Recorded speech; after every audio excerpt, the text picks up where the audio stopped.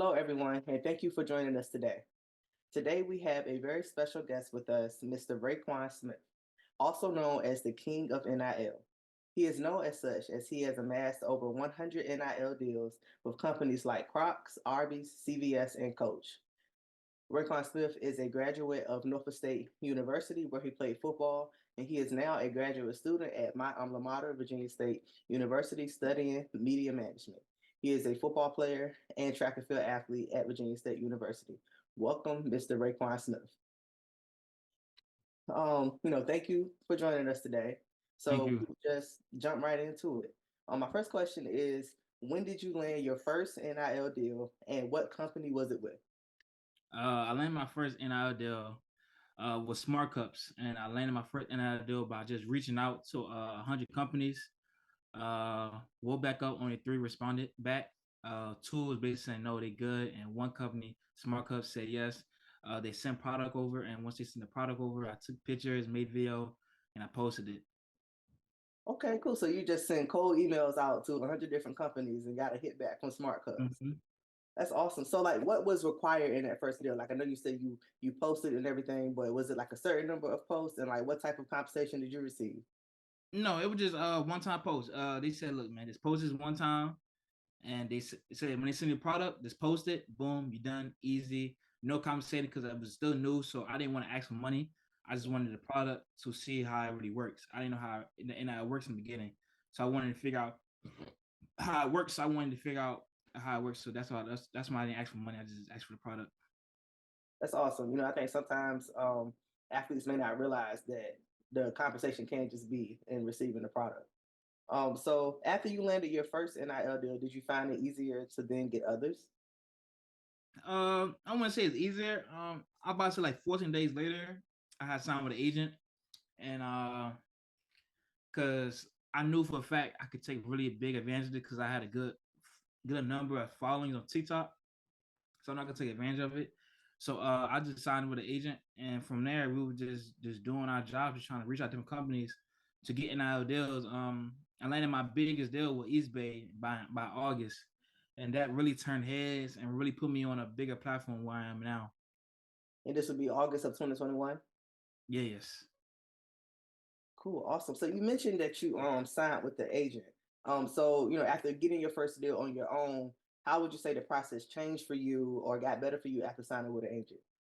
Uh, I kept the same process. Me reaching out to companies, that was my way to get companies. Only thing that changed was he helped me with my time management. I didn't have to do all the deals or phone calls. He took care of that. I just could focus on school, sports, and just getting deals. And just making videos and content. That's awesome. So what advice would you give to other college athletes who may be considering signing with the agent? Like what things to look for and things of that nature. Look who they signed with before. Go ask that athletes, hey, how's this person? How's this? You want to get the best feedback you can get and see who the best be for you. It's always about that personal connection, relationship. The agent I signed with, he's from Richmond, so me and him, we had a connection already. We knew each other already, so I just knew he was the best fit for me. Awesome.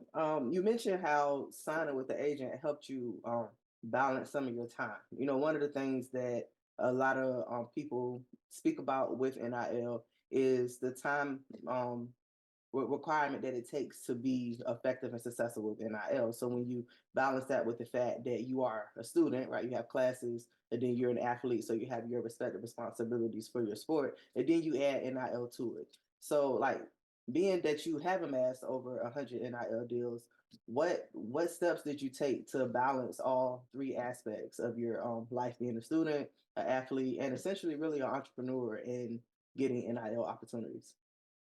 Just know my top priorities. My top priorities was school first, sports second, then wherever comes after that. I'm not gonna let them two. I'm not gonna let NIL and what I'm in that jeopardize with my education and my dream goal to go to the next level. So I just made sure I do everything I need to do first, then take care of the other stuff later. Great. Is there any advice, anything, or any, maybe two or three things that you could say that helped you that, other athletes should be aware of to kind of help them as they navigate that balancing act? Just know what you want to get done and know what you want to do. If you want good grades, you want to go to the next level, you want to perform well, you gotta know what comes first. I mean, NIL is not going nowhere. The product not going, stuff not going, or you just gotta know how to balance your time and management. If you got practice, go to practice. You got class, go to class. Once you got free time, then do in your free time what you want to do. Don't override other things for over the top priority things you need to get done first. Right, right. As we often hear, you got to keep the main thing, right? Yes. So, as I said in your bio, you are now known as the King of NIL, and I think for a good reason, having over 100 NIL deals. However, I would bet that when someone hears that someone is the King of NIL, they would not expect them to be an athlete from a HBCU. Um, so, could you speak a little bit about your experiences gaining NIL opportunities as a HBCU athlete? This is very difficult. We don't get the same type of looks that other athletes at Power 5 level division gets because, like, we go to HBCU, we don't get that many media attention, many looks. So you really got to do everything 10 times more than a Power 5 athlete. You got to put yourself out there more. You got to hustle more. You just got to do the things that the Power 5 athletes wouldn't do.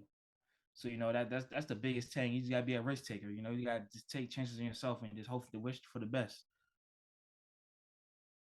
So, like, what advice would you give to HBCU athletes or even athletes who may not just be at a Power Five school? General smaller schools that don't get the media attention that you just spoke of when it comes to landing NIL deals. Just being consistent, knowing what you want to do, and biggest thing is just don't don't down yourself because you're not a Power 5 school. You can still get deals at any school you at. You just gotta be consistent and just really go get it. Like you gotta go out there and get it and really hustle for it. When you speak of being consistent, like what type of things are you talking about? Maybe performance in your sport, but are you also talking about like posting on social media or what type of Being thing? consistent, being consistent of being a content creator. Content creator is gonna put you to the next level of getting deals. You have to be consistent of posting, be consistent of doing this, be consistent of reaching out, be consistent of just doing what you want to show who you are as a brand. Your brand is yourself. So if you want to show your brand, if you cooking, working out, playing sports, be consistent of that. Don't switch nothing up. And so basically, you saying like be yourself, whoever you were, before NIL or even before you got through college athletics. Just continue to show up as your authentic self. Yes, because that's what the people want to see. Definitely, definitely. So, like, is there like a strategy that you use when you reach out to brands, or like a pitch that you have that you may want to speak on? I just keep it very simple. Tell who you are, what school you go to, position you play. Uh, I will include your Instagram followings, from Instagram, TikTok, and Twitter if you got a good following on Twitter, and just tell the companies, hey, I would like to partner with you, or I would like to, basically, I can say partner with you, partner with you, and use your product. Basically, I would never ask for money on top. First, I will go with the product, then work around that. Get the product first. Then once you get the product, show how you put posts and with the product and with the numbers. Go back with the numbers. Hey, I did this with these XYZ with these numbers. Do you want to do another partnership or renew the partnership again? Well, compensate this time, and all they can say is yes or no. You mentioned a few different social media platforms. Is there one that you would say is the most effective for landing NIL deals? Instagram. I mean, TikTok's good, but more people use Instagram. If you get that TikTok following up, I mean, if you get that Instagram following up, you're good money. TikTok following, that's good too for some companies, but a lot of companies use Instagram. So that Instagram following go up, then you good. Awesome, awesome. So, what type of resources would you have liked to see maybe be available at your school, or just NIL resources in general that you think would have helped you in your NIL process? Uh, More support. I just feel like I did a lot of stuff on my own when I know I could have had more support, more help. I think I would have, probably did better. I mean, more. I mean, I'm at a good, successful right now. I probably been more successful. I just had more help, more people that know more about the financial side, more about the, reaching out to companies, more about the business side. More help. And I think that's really all. I just want, the support is really the biggest thing. If you got support, then you good. If you don't got support, then you just really just firing for y'all and you just doing it on your own.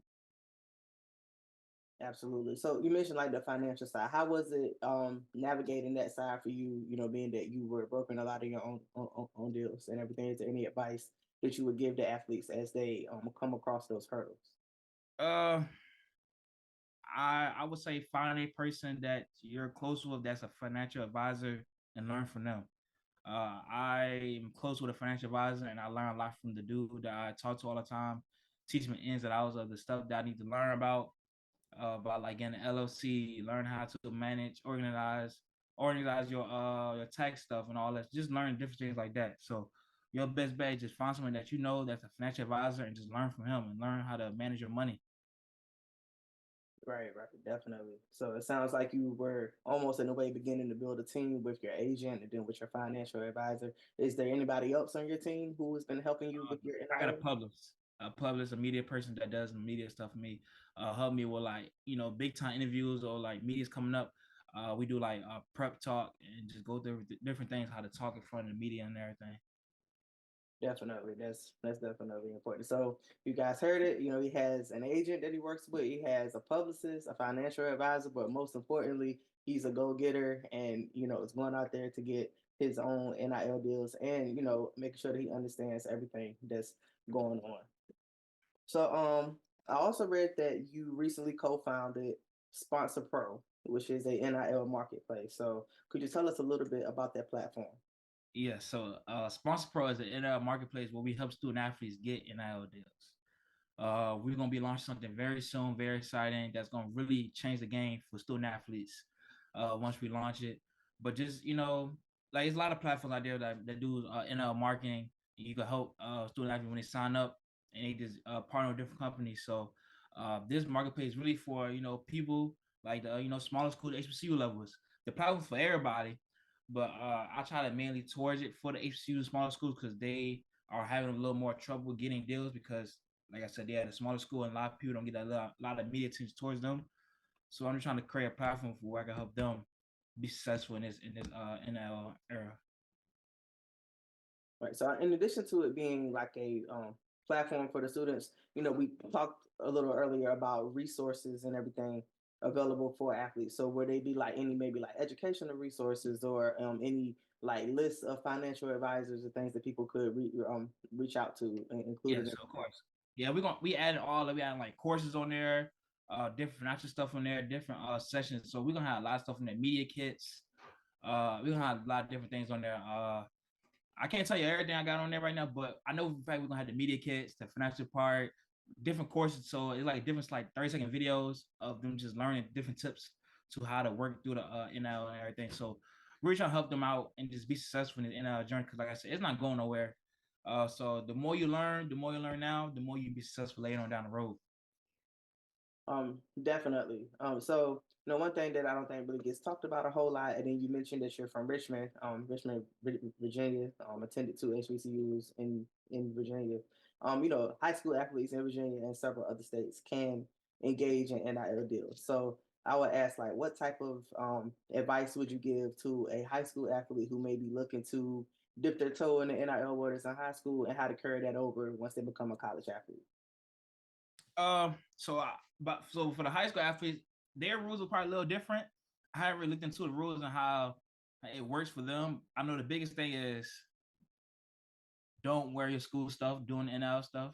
Don't lose the eligibility for yourself. Make sure you actually learn and know the rules, the NIL stuff, so you won't mess up your eligibility. And the biggest thing is just if you want to start now, start posting content when you do things, working out, game film, just anything you want to be known as your brand. Start posting now, so we get to college and everything. You already built that social media platform and engagement and fans and supporters. So when you get to college, it just come right with you. Yeah, I think that's a great tip. So definitely make sure you know your rules and what you're able to do as a high school athlete. But even probably bigger than that, looking for opportunities is just to start to build up your social media following and your brand and who you are as an athlete and who you are off the field report. Mm-hmm. Yeah, so there's a lot of things going on in college athletics. The landscape is really ever evolving, right? So the big news this week is a settlement in what's known as the House versus NCAA case. Basically, the NCAA had been sued in three different cases that they consolidated together. We're facing an astronomical number in damages if the case went to trial, and now they have the NCAA and the Power Five conferences have voted in favor of settlement. Right, even though it's not settled yet, it still has to go to the district court judge. That's where we are, and because I don't think that we hear enough from athletes about what they think about the current college athletics landscape. I want to ask you, like, what are your thoughts on what's going on now with this settlement? Uh, I mean, the settlement's cool for student athletes for sure, but it's only effective for the Power Five athletes. So I mean, they already got tons of money for Power Five athletes, regardless of the settlement or not. So I mean, all you're doing is putting more money in their pocket. But like, as far as like the smaller schools, HBCUs, SAS, they don't get nothing. I mean, the settlement's for the Power Five athletes right now. Hopefully, when it start getting more and more, hopefully they go towards to the other schools like D1, like the DFCS, HBCU, smaller school D2, and all that. Hopefully they get a settlement too. But right now it's only for the Power Five athletes. I mean, yeah, it's good for them, but I mean, they already got tons of money. They get sniping. So I mean, all they doing is just adding more money to them. They already got money. So I mean, it's a good thing, but at the same time, I mean, as an HBCU athlete, I don't get nothing out of it. So I mean, it don't benefit me at all. Yeah, while the focus, is on the Power Five because that's who's sued and everything, the ramifications will definitely trickle down towards other schools because Yeah. NCAA membership as a whole that has to make the damages payments and everything. So, are there any other thoughts that you have maybe on the current college athletics landscape that you would like to share? It's a lot of money. I was reading that they said about like schools. I mean, instead they're gonna pay like the school like what, like 20 million, maybe up to 20 million per year for athletes, basically. The revenue share. Yeah, revenue share for athletes for the whole, for the whole school. I mean, in my head, I'm like, I mean, out of one school, I mean, it can't be more than like what, 500 student athletes. I don't think it can be more than 500 students. So you do the 20 million maybe divided by 500. I mean, that's a lot of money. So I mean, it's a good thing. I just hope it just trigger down to the HBCUs and different more schools, just not Power Five schools, so everybody get a fair share of it. And they going back to 2016 class. They started in 2016 to current, so past and current getting it.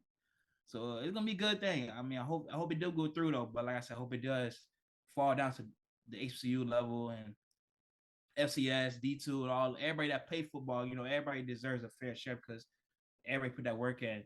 No matter if it was a lower level or not, they still put the work in to deserve the money too.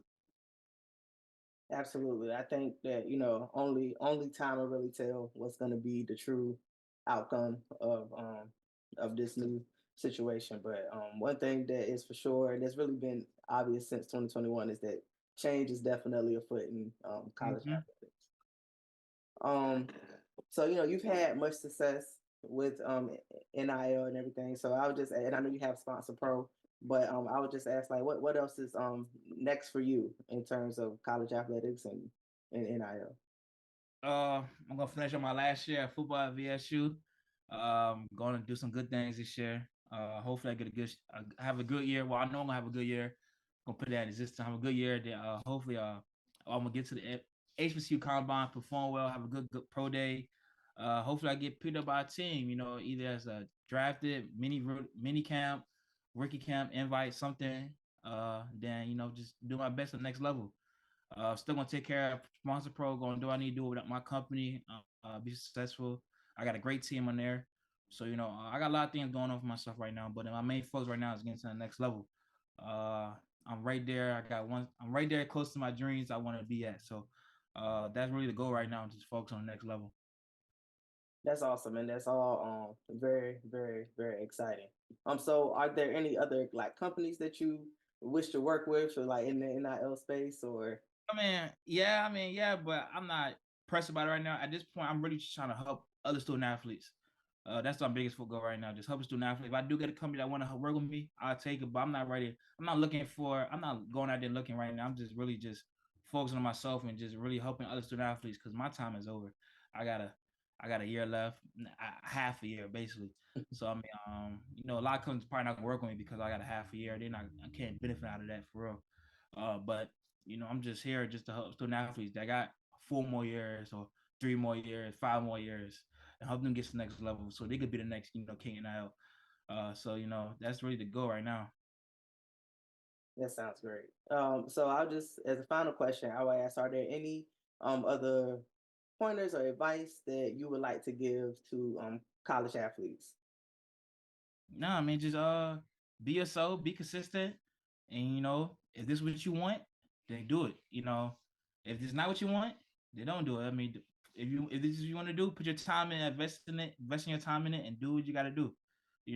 This ain't easy. It's a long, long, long journey. I started 2021. It's 2024 now, and it haven't got easy, and it hasn't been hard. So I mean, just long you just do what you got to do, be consistent, you'll be fine. That sounds great. That sounds great. Well, I would like to thank you for joining me today, and I would definitely like to wish you much success in your upcoming football season, especially being that you are playing for my alma mater. And I would like to ask one more thing: if you would share where people can contact you or reach you or follow you on your social media platforms. On all social media platforms, no matter it's Facebook, Snapchat, Instagram, TikTok. No matter what it is my name, Rayquan Smith, Rayquan Smith, and I pop up real fast for you. All right. Well, you heard it. That's how you can get in contact with him. If you have any questions regarding NIL, he is definitely the man to talk to because he is the king of NIL.